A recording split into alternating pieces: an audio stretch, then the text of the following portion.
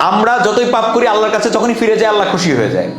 আল্লাহ আমাদের প্রতি ভালোবাসার শেষ নেই, আল্লাহর আমাদের প্রতি প্রেমের শেষ নেই।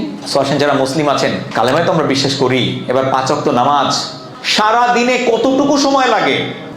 1 ঘন্টা। আমি 24,000 টাকা তাকে দিলাম আর বললাম এটা তোমার, নাও, তুমি খাও দাও, যা করো করো।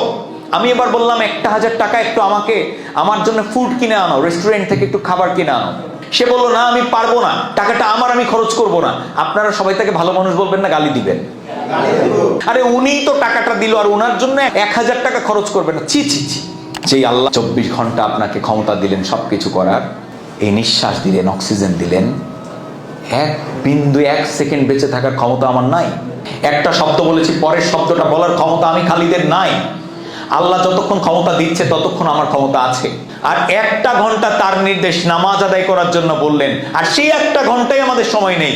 ফেসবুকিং এর টাইম আছে, আমাদের টিকটক দেখার টাইম আছে, প্রেম করার টাইম আছে, আড্ডার টাইম আছে, সিনেমা নাটক দেখার টাইম আছে, গেমিং করার টাইম আছে, নামাজের টাইম নেই। আমি যদি সুইচে হাত না দিয়ে লাইটের আশপাশে হাতাহাতি করি, লাইট জ্বলবে? তো আপনি সফল হবেন পৃথিবীতে আল্লাহর রহমত নিয়ে। আপনার কাজ হবে প্রাণ খুলে আল্লাহকে ডাক দেওয়া, আল্লাহর কাছে সাহায্য চাওয়া। আপনি যেই পার্থিব সাফল্যটি চান ইনশাআল্লাহ আল্লাহ আপনাকে দিয়ে দেবে, কিন্তু আপনার মন থেকে সে চাওয়াটি থাকতে হবে।